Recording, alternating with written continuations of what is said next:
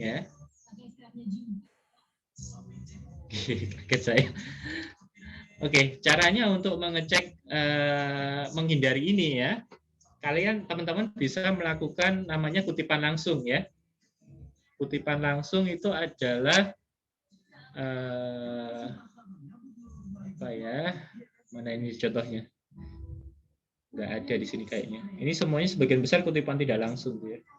Kutipan langsung itu kutipan yang diberi tanda petik ya, yang dimana tulisannya biasanya dibedakan ya, ditulis miring atau itu kalau ya, biasanya dipetik lah. Ini ada nggak ya? Tidak ada. Jadi kalau dikasih tanda petik di Turnitin itu kita bisa exclude quote ya, maksudnya kutipan langsung. Nah itu insya Allah tidak akan terdeteksi sebagai kutipan. Tapi kalau Turnitin sekarang ya itu dia jauh lebih pintar juga. Kalau kutipan langsungnya terlalu banyak atau tidak lazim gitu ya, lokasinya tidak lazim dan sebagainya, nanti akan muncul seperti mana ya? Jadi nanti di sini ada tanda serunya. Ya, saya nggak bisa memberikan contohnya karena cukup itu ya, cukup itu bukan hal yang bisa. Tapi ketika ada sesuatu yang aneh di Turnitin, di sini nanti ada tanda seru.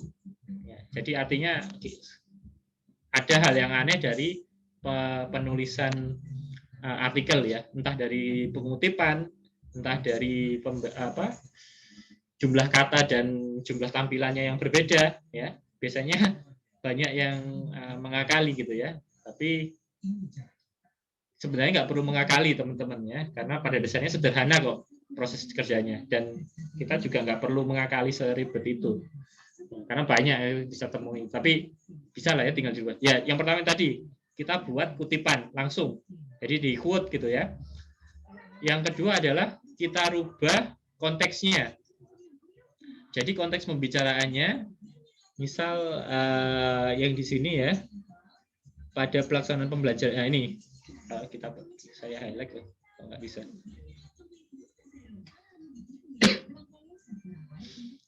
Oke, misal ini ya, pada pelaksanaan pembelajaran daring diperlukan sebuah perangkat atau teknologi untuk mengakses secara online di mana saja dan kapan saja seperti handphone ini.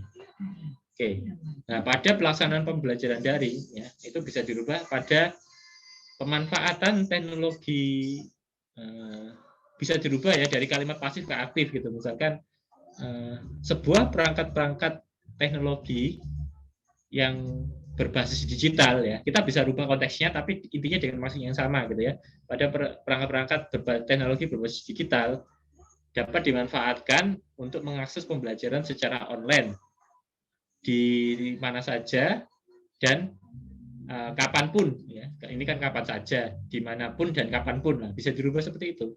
Jadi konteksnya kita rubah, kita putar balik, depan taruh belakang, belakang taruh depan, tapi intinya maksudnya sama. Nah, itu yang kita sebut sebagai parafrase. Jadi ini bisa dianggap sebagai kemampuan ya, skill ya, gimana memparafrase suatu kalimat. Nah, oke, aman. Itu anaknya diamankan dulu ya. Anaknya pengen ikut itu ya, belajar Turnitin kayaknya. Oke, jadi sementara itu tadi ya. Jadi parafrase ya, itu kemampuan yang mungkin kalau kita lakukan penelitian kemampuan parafrase mahasiswa itu masih kurang.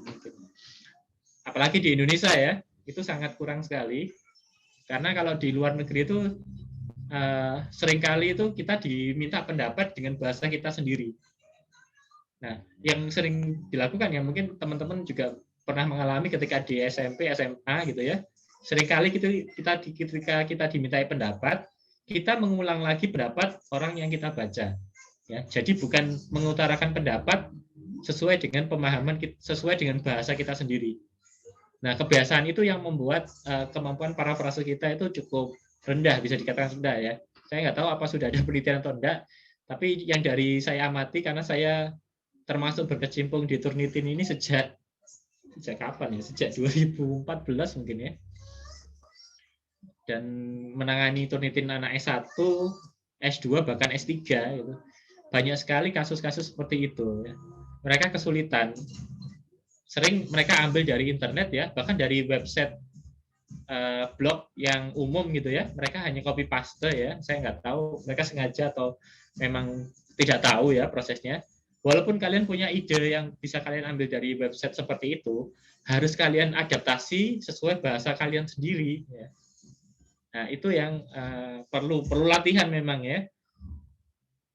Jadi usahakan ketika kalian membuat informasi baru, coba kalian sampaikan informasi itu dalam bahasa kalian sendiri. Ya. Jadi bukan mengulang informasi yang sudah dituliskan di buku atau di website atau dimanapun itu. Ya. Itu sangat penting di penulisan artikel ya. Karena dengan demikian itu artinya kalian sudah bisa memahami artikel itu dengan atau ide itu dengan maksimal karena kalian bisa menyajikan itu dalam bahasa kalian sendiri. Walaupun tetap nanti harus kalian tuliskan kalau ini kalian kutip dari si A misalkan gitu ya. Nah, itu yang kita sebut sebagai kutipan tidak langsung. Nah, itu kutipan di sini kita lihat ada banyak sekali ya. Nah, di sini kenapa kutipan tidak langsung itu malah yang paling banyak terdeteksi karena kutipan tidak langsung yang ditulis di sini di contoh artikel ini itu sudah dituliskan di tempat lain ya pastinya gitu. Jadi sini saya bisa cek ini ada di nomor 3. Nomor 3 dia ada di jurnal. Nah, entah beliaunya ini artikel dari luar ya. Ini saya nggak ada namanya juga kalian nggak bisa lihat. Jadi artikel dari luar dia coba untuk menyajikan pendapat orang tapi ternyata format tulisannya itu sudah ada walaupun mungkin dia sudah menyelipkan kata-kata di sini ya ternyata sama Turnitin itu masih dianggap plagiasi ya karena masih dalam konteks yang sama gitu. Nah itu yang perlu kalau ingin terhindar kalian harus menyisipkan minimal 3 kata ya itu baru kalian terhindar dari plagiasi nanti akan putus itu kalau ini kan masih 2 dilanjutkan ini plagiasinya dari yang sulit berbla sampai dalam matematika. Ya ini 1 plagiasi. Walaupun ini tidak terblok karena cuma 2 kata, itu masih dianggap di blok. Nah, itu apa namanya? Bagaimana cara kerjanya ya? Jadi di sini sekalian juga teman-teman belajar ya nanti di semester akhir kan ketika submit artikel untuk skripsi supaya tidak terlalu tinggi ya plagiasinya. Saya tahu sih biasanya nanti pasti dibimbing sama dosen pembimbing ya. Tapi seringkali dosen pembimbing itu juga keterbatasan ya, karena banyak yang dibimbing, karena banyak itu jadi kadang ada yang terlewat gitu. Jadi supaya tidak lama di jurnal ya, diproses ya. Karena sebagian besar teman-teman nanti pasti submitnya ke Mata Indonesia sih ya. Kecuali ada perubahan kebijakan ya. Saya kurang tahu. Katanya ada perubahan kebijakan, tapi selama tidak ada perubahan kebijakan submit jurnal yang paling memadai bagi mahasiswa ya di Mata Indonesia gitu. Karena kemungkinan besar ya pasti masuk. Cuman kan sekarang Mata Indonesia itu sudah terindeks ya, sudah masuk SITA. Jadi prosedurnya itu sudah mulai ditata agak rapi gitu ya, walaupun masih berantakan sih. Agak rapi jadi apalagi yang sekarang ini ya, sekarang ini lagi proses mepet SPK gitu ya. Jadi beberapa mahasiswa mungkin kurang paham kalau kita sekarang ada proses itu walaupun 1-2 hari paling enggak butuh bisnis proses yang berjalan, butuh reviewer, butuh ini. Jadi perlu tahu juga kalau bisnis prosesnya jurnal itu seperti apa. Ya, jadi tidak serta-merta submit sekarang, besok sudah bisa terbit dan langsung dapat LOE gitu ya. Ya mungkin beberapa kasus khusus mungkin bisa gitu ya, tapi ya sama-sama memahami lah ya supaya tidak yang di editor jurnal nggak pusing ya ini Bu Nina dan Bu Rus ini Bu Nina sama Bu Eva ini pusing juga ditagihin banyak juga. Jadi itu ya. Jadi untuk menghindari supaya minimal Turnitin langsung lolos gitu lah ya. Tidak perlu revisi karena plagiasi.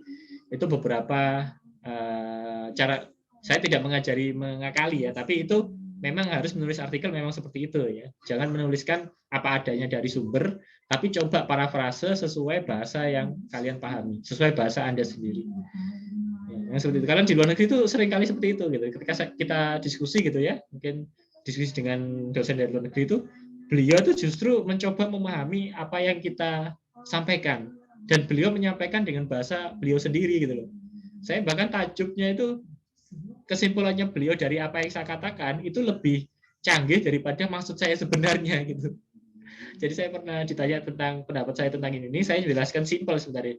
Tapi karena saya mungkin ada menyinggung sesuatu hal, si dosen itu bahkan menyimpulkan hal yang lebih luas lagi ternyata gitu. Dan saya ya aja karena saya juga paham apa yang dimaksud itu. Cuman maksud yang saya omongkan tidak sejauh itu sebenarnya. Dampak yang saya diskusikan tidak sejauh itu, tapi si dosen itu menyimpulkan cukup itu, cukup. Nah, seperti itu ya. Jadi walaupun hanya lisan ya, di luar negeri itu sudah ada budaya mencoba memahami orang lain dengan bahasa yang kita pahami. Pasti dengan adanya konfirmasi ya, ketika diskusi itu ada konfirmasi apakah yang Anda maksud seperti itu gitu. Sedangkan kalau bahasa tulis, konfirmasinya ya jelas tidak bisa secara langsung ya. Jadi ya adanya reviewer tugasnya seperti itu tadi. Oke, jadi ini adalah sarana ya. Jadi tidak hanya Turnitin ya. Jadi teman-teman bisa gunakan ada yang lain. Ada Identicate kalau nggak salah. Ya, ada Identicate, ada lagi yang lain saya tidak tahu. Tapi pada dasarnya itu ya, ini menghindari plagiarisasi dan hati-hati ya. Mungkin ini mungkin terjadi di kasus awal-awal Turnitin sedang dipakai ya. Jadi di Turnitin itu ada namanya repository. Nanti kalau teman-teman misal ada yang bisa punya akun Turnitin sendiri ya, hati-hati dalam menggunakan, karena kalau salah submit itu bisa auto plagiasi. Ya. Jadi artikelnya ini semua yang saya submit di proses ini itu tidak akan pernah auto plagiasi karena saya tidak simpan di no repository. Ya, ini yang menyebabkan auto plagiasi biasanya. Nah, takutnya artikel itu tuh sebenarnya memang belum pernah terbit, tapi karena di Turnitin dan di repository, di standar ini ya biasanya, itu akan membuat dia akan auto plagiasi terus. Padahal dia plagiasi dengan artikelnya di dalam database Turnitin, bukan plagiasi ke artikel yang sudah terbit. Nah, itu yang merepotkan. Di awal-awal Turnitin ini muncul, banyak yang tidak paham di bagian ini gitu ya. Ada yang memang ini harus diaktifkan ya, ada yang memang harus diaktifkan karena misal kita ingin mengecek antara satu siswa dengan siswa yang lainnya, itu kan tugas ya. Tugas itu bisa saling dicek plagiasi supaya tidak terjadi contekan ya, contohnya itu. Karena pada dasarnya Turnitin ini kayak Google Classroom sih ya. Jadi Turnitin itu kayak Google Classroom, hanya saja dia punya fasilitas tambahan yang cukup canggih dalam mendeteksi plagiasi. Itu yang dimanfaatkan ya. Jadi teman-teman sebenarnya bisa submit sendiri ke sini gitu loh. Cuman karena kita tidak punya akun yang cukup banyak gitu ya, karena yang berbayar semua sih semuanya. Makanya mahasiswa kita tidak kita beri akunnya. Jadi kalau submit artikel ya harus ada petugas yang mensubmitkan. Dan yang melakukan itu pakai akunnya dosen ya, supaya tidak ada masalah gitu. Itu sih beberapa masalah yang muncul di awal itu biasanya. Jadi teman-teman kalau misal punya akun Turnitin sendiri misalkan, itu kalau bisa hati-hati dalam mengupload ya, settingannya hati-hati di repositorinya. Tapi kalau untuk mahasiswa, selama kalian mahasiswa di sini, kalian akan bisa minta tolong dosen kalian ya, atau dari tim Mat Indonesia untuk dicekkan Turnitin. Ya. Minimal dengan kami yang dosen karya ilmiah lah ya, dengan saya insya Allah bisa gitu. Untuk mengecek misal kalian mau membuat karya tulis ilmiah ya untuk PKM atau untuk lomba apa gitu ya. Nah, itu bisa minta tolong kami untuk mengecek plagiasinya. Selama kalian mahasiswa di sini gitu. Cuman kalau sudah lulus ya hitung-hitungannya beda gitu ya. Tetap nggak masalah sih. Oke, itu yang kedua ya. Jadi yang pertama tadi ada peer review sama teman, yang kedua pengecekan plagiasi ya. Dan yang ketiga Ya, yang ketiga ini saya rasa tidak terlalu, ya mungkin nggak apa-apa, tetap teman-teman coba pakai ya. Jadi adalah pengecekan otomatis melalui software Grammarly ya. Yang selama ini yang sering dipakai adalah Grammarly. Teman-teman kalau lihat di jurnal-jurnal ya, misalkan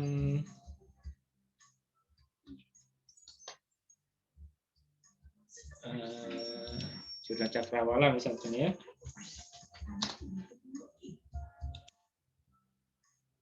Apa ya? Itu selalu ada logonya Turnitin.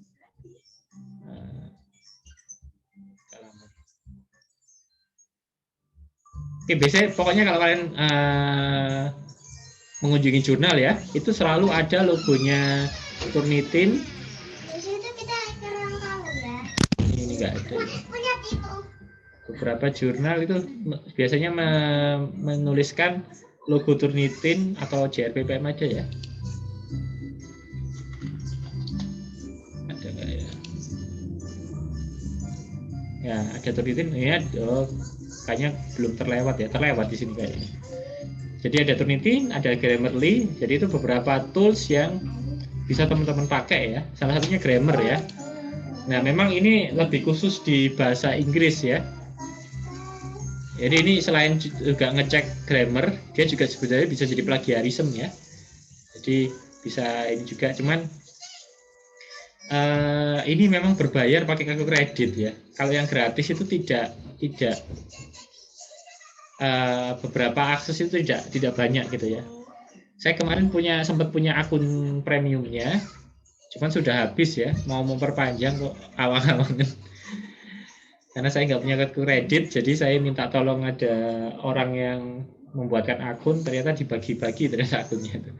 Tapi teman-teman kalau nyari di Tokopedia, di Shopee, itu banyak yang jualan ya akunnya Grammarly ini.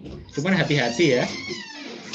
Takutnya kalau teman-teman mengupload artikel di sini, nanti artikelnya itu bisa dilihat oleh orang yang punya akun itu gitu. Karena biasanya akun yang dijual di Tokopedia dan temennya itu sharing akun gitu. Nah itu yang agak mengkhawatirkan gitu ya. Takutnya ide di artikel kalian dicuri oleh orang lain sih gitu aja. Cuman kalau bisa diakali, kalau saya kemarin saya ngeceknya manual ya. Jadi saya upload, cek anunya, kemudian saya hapus. Jadi nggak pernah saya tinggalkan di sana gitu. Saya takutnya akun sharing itu dipakai orang terus dilihat, akan kita diupload di situ dan tidak dihapus. Itu ya, jadi Grammarly ini untuk mengecek bahasa Inggris ya.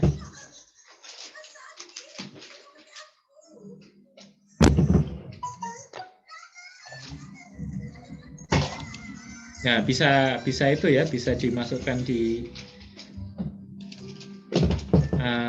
Word, Microsoft ya. Nanti bisa dimasukkan di Office kita ya, di Microsoft Word kita. Nanti dia akan bisa masuk, kemudian ya ini kalau ini akun saya pribadi ya. Jadi memang kelemahannya kalau yang gratis ini masih ada beberapa yang tidak bisa kita akses ya. Tapi secara umum aman, kayaknya bisa kok. Dan lagi enaknya di sini dia tidak mengubah format ya. Jadi ketika kita upload di sini ya artikel kita gitu, nanti dia akan memproses, munculnya akan seperti ini. Jadi hanya kata-kata saja, formatnya nggak kelihatan. Nah nanti akan ada ini ya, ada kata-kata yang kayak salah ketik ini akan ketahuan gitu loh. Ya, bahkan disarankan tinggal kita klik aja masuk sini ya. Nah, ini semua, nah ini akan ada hal yang perlu diingat. Kalau premium nanti akan ada tambahan yang lebih advance gitu ya. Ini kalau premium. Kalau yang standar sih saya rasa untuk teman-teman pakai sendiri sih aman ya. Jadi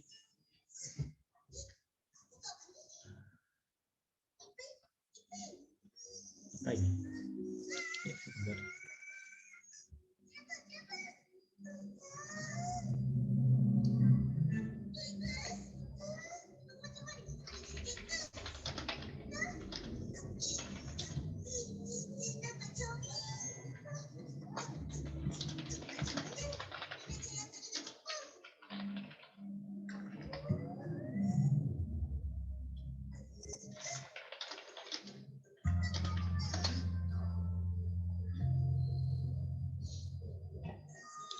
Oke, ya jadi itu bisa untuk membantu minimal. Kan teman-teman kan pakai bahasa Indonesia ya, sayangnya belum ada software yang berbahasa Indonesia ya, atau saya yang belum tahu sih.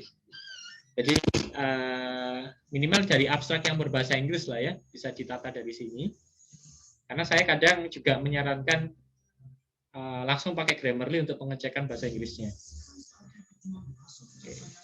Ya, dan ini bisa diintegrasikan di Word ya.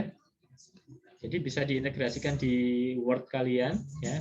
Ya itu tadi kalau kalian punya akunnya pribadi ya itu bisa. Kalau akun bersama saya sarankan jangan.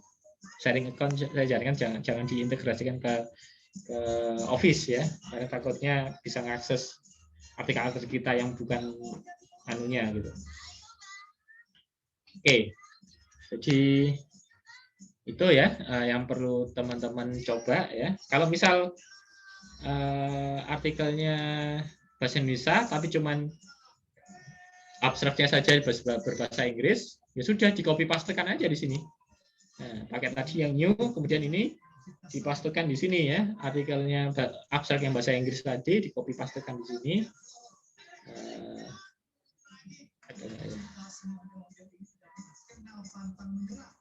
Ada namanya, nggak enak saya. Ya pokoknya ini ya, jika copy pastekan di sini nanti langsung ada saran perbaikannya bisa muncul. Jadi ini ya, jadi kalau mau artikel diupload bisa, tapi kalau hanya abstraknya saja di copy paste saja. Kalau artikel pilih yang upload ya. Jadi upload ini nanti akan memilih artikelnya yang mana yang mau diupload. Oke. Jadi itu ya. Ini premiumnya lumayan mahal ya soalnya. Makanya kita biasanya pakai sharing account ya. Mana harganya ya? Oh, ini. Ya, harganya sekitar $150 ya. Per bulan. Bayangkan kalau kita memang layanan sekarang itu layanan yang lebih banyak ke arah langganan ya. Jadi langganan itu yang lebih menguntungkan buat. Jadi istilahnya ini salah satu cara pembuat software ya saat ini untuk mencegah terjadinya pembajakan ya. Jadi pembajakan itu sebagian besar bisa diatasi dengan cara langganan seperti ini. Walaupun tetap ada metode untuk ngakali ya. Mesti ada ya, namanya manusia mesti menemukan gitu ya. Ya nggak apa-apa sih. Teman-teman kalau pakai yang software yang bajakan sih nggak apa-apa, yang penting nggak usah rame-rame gitu. Saya ngajar di literasi digital juga ngajar gitu ya. Kalau memang terpaksa pakai, saya tahu kalau mahasiswa itu kan memang tidak punya banyak uang saku lah ya untuk beli software yang asli-asli gitu ya.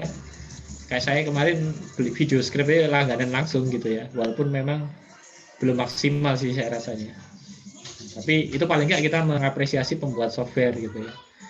Tapi kalau untuk mahasiswa, saya tahu saya juga pernah mahasiswa, jadi nggak apa-apa pakai yang bajakan, cuman nggak usah rame-rame gitu ya. Yang paling sering kan ketika ada diskusi di suatu forum membahas software sama developernya gitu kan, membahas yang asli pastinya ya, itu malah pamer itu, saya lo dapat kekrek-krekan gitu, dengan bangganya di kolom komentar mengatakan kalau saya bisa dapat gratis pakai kekrekan gitu.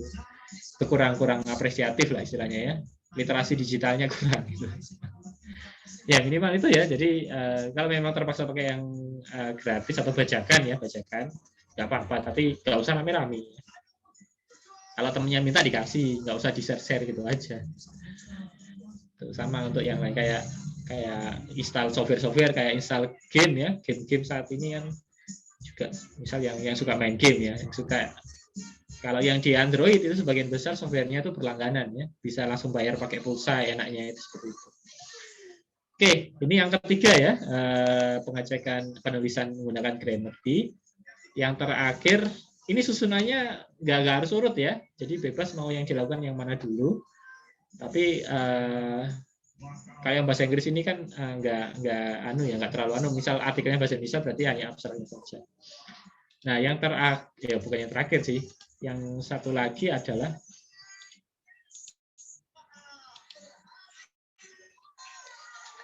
pengelolaan referensi, ya.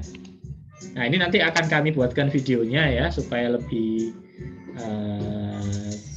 karena kalau kita bahas ini jadi workshop sebenarnya ya.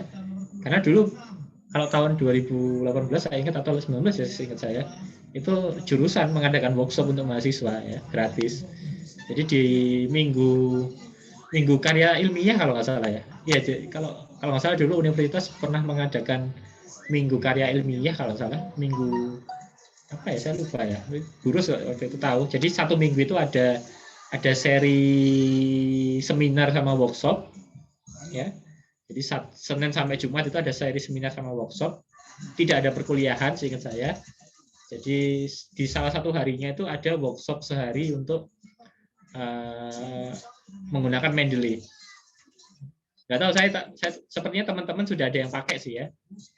Jadi nggak masalah kalau yang sudah pakai, yang belum pakai nanti bisa videonya belum selesai dibuat, jadi bisa langsung tanya-tanya langsung ke saya atau Burus ya kalau butuh info. Jadi Mendeley ini adalah software untuk mengelola referensi ya. Jadi referensi teman-teman itu akan bisa dikelola dengan mudah dengan menggunakan software ini ya. Jadi memang harus diinstal dulu ya, tapi bisa terintegrasi di browser ya. Jadi bisa terintegrasi di browser. Nanti kalau berhasil nanti ada Mendeley di sini ya, contohnya di sini. Bisa diintegrasi di Word. Nah, itu yang penting ya. Yang penting itu terintegrasi di Word. Nah, ini jadi download dulu ya, baru diinstal. Saya lupa kalau di laptop saya yang ini belum ada Mendeley-nya. Dan laptop satunya baru install ulang. Oke, sudah. Jadi yang belum punya akun, silakan buat akun ya kalau ingin menggunakan Mendeley ini.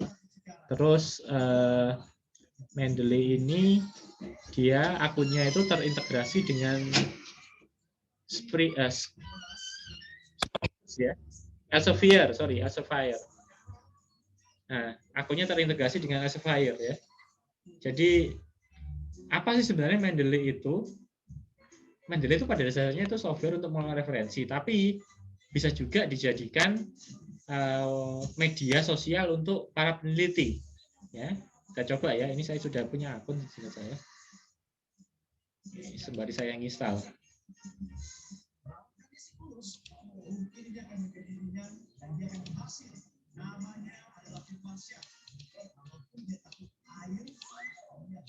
Oke, langsung saja. Oke ya. Jadi kalau teman-teman lihat nanti di bagian websitenya itu sebenarnya mirip dengan seperti Facebook ya. Jadi kita bisa melihat publikasi orang. Jangan-jangan saya salah akun.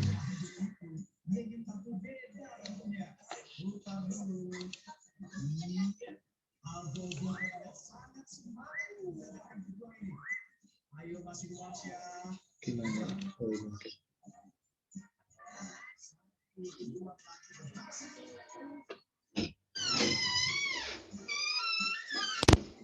Nah, bukan yang ini ya, ada tampilan itu, tampilan media sosialnya. Atau saya yang lupa ya? Gimana? Atau untuk Mendeley nanti Pak Sofan ada sesi khusus karena waktunya untuk Mendeley ini perlu mahasiswa untuk praktek ya. Karena kalau lihat aja sih nggak ini. Ya. Oke.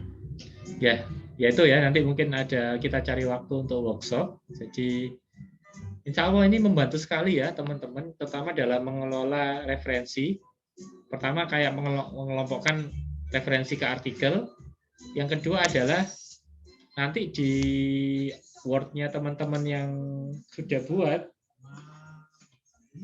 ya itu nanti bisa terintegrasi, ya bisa terintegrasi. Ini sayangnya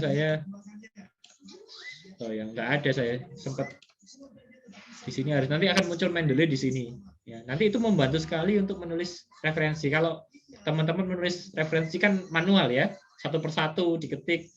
Misal Moleong, tahun ini diketik, tahun kemudian penelitian kualitatif, terus apa itu ketik manual. Enggak, kalau di Mendeley ini selama kita sudah memasukkan referensi itu di sini, ya, memasukkannya kan pun bisa dengan berbagai metode gitu ya. Ada yang praktis, tinggal klik di sini, masuk ke sini, dan kita keluarkan di sini otomatis dengan satu kali klik. Itu sangat membantu sekali ya.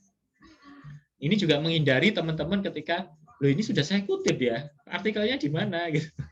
Sering kasus seperti itu terjadi gitu ya. Jadi ini membantu menghindari itu tadi. Ya, itu nanti ya. Mungkin teman-teman nanti kita cari waktu untuk workshop yang lebih detail lagi. Ya, sementara itu. Oke. Jadi itu ya, ada post writing, ada beberapa langkah yang perlu dicermati ya. Sebelum benar-benar submit ke sebuah jurnal ya. Jadi teman-teman yang teman-teman buat itu adalah artikel, sedangkan tempat publikasi artikel itu adalah jurnalnya ya. Nanti jurnalnya itu yang akan kita submit gitu ya. Sebelum itu mungkin dari Burus ada yang mau ditambahkan? Oke, makasih Pak Sofan. Ya, jadi biasanya kalau mata kuliah ini di semester atau tahun sebelumnya itu kita sudah bisa menganalisis sebenarnya dari pekerjaan kalian itu, oh ini lebih pas disampaikan di jurnal nasional, artikelnya pas disampaikan di seminar internasional atau seminar nasional. Kita bisa mengidentifikasi itu sebenarnya. Nah, itu sebagai bahan masukan kalian yang ingin nanti submit papernya. Nah, tapi karena sampai sekarang ini belum saya belum bisa membaca secara keseluruhan untuk masing-masing ya. Jadi belum bisa menentukan gitu. Atau mungkin kita buka deh beberapa dari artikel yang sudah jadi. Enggak apa-apa. Ini kan kalian beda-beda ininya. Beda-beda topiknya gitu ya. Saya mendapatkan masukan dari kakak kelas kalian sebenarnya terkait dengan mata kuliah ini.